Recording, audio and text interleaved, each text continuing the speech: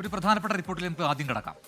മുതലപ്പുഴി എന്ന് ഗൂഗിളിൽ തിരഞ്ഞാൽ ഒന്നിനു പിറകെ ഒന്നായി ഈ വള്ളം മറിഞ്ഞുള്ള അപകടങ്ങളുടെ വാർത്തകൾ നിരനിരയായി തന്നെ നമുക്ക് കാണാൻ കഴിയുന്നുണ്ട്. അത്രമാത്രം അപകടങ്ങളാണ് ദിവസേന എന്നോണം മുതലപ്പുഴയിൽ ഉണ്ടാകുന്നത്.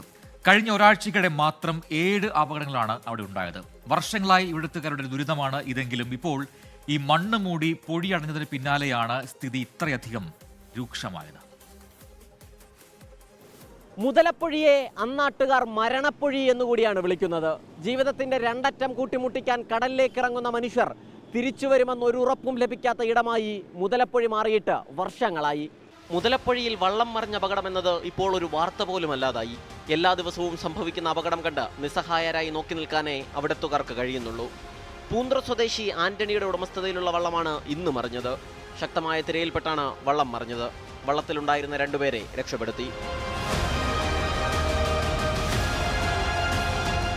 5 തെങ്ങ് സ്വദേശി ഔസേപ്പിന്റെ ഉടമസ്ഥതയിലുള്ള വള്ളമാണ് ഇന്നലെ മറിഞ്ഞത്. വള്ളത്തിലുണ്ടായിരുന്നത് 5 പേർ. എല്ലാവരെയും രക്ഷപ്പെടുത്തി.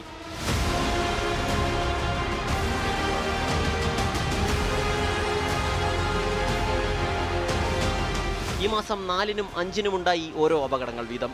അതിലും പലർക്കും പരുക്കേറ്റു.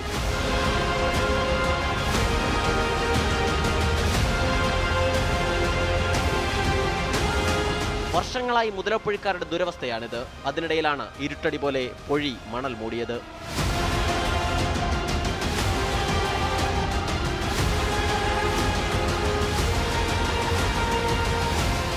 ഡ്രഡ്ജിംഗ് ആരംഭിച്ചെങ്കിലും അതും ഉദ്ദേശിച്ച ഗുണമുണ്ടായില്ല. ഇപ്പോൾ പൊഴിക്ക് മുകളിലൂടെ വെള്ളമൊഴുകുന്നത് മഴക്കാലമായതുകൊണ്ടാണ്. ഇപ്പോഴത്തെ അപകടങ്ങളുടെ കാരണം ആഴം കുറവായതെന്നാണ് വിലയിരുത്തൽ. മഴ മാറിയാൽ വീണ്ടും പൊഴി മൂടും. ഇപ്പോഴുള്ളതിനേക്കാൾ വലിയ ദുരവസ്ഥ കാത്തിരിക്കുകയാണ്. മുതലപ്പൊഴിയിൽ ഈയടുത്തൊരു ഉദ്ഘാടന മഹാമഹം നടന്നു. മുതലപ്പൊഴി ഹാർബർ നവീകരണോദ്ഘാടനമായിരുന്നു അത്. ആദ്യം അന്നാട്ടുകാർക്ക് ഭയമില്ലാതെ ജീവിക്കാനും അന്തസ്സോടെ തൊഴിലെടുക്കാനുമുള്ള സാഹചര്യമാണ് ഒരുക്കേണ്ടത്. സലിം മാലിക്, 24, തിരുവനന്തപുരം.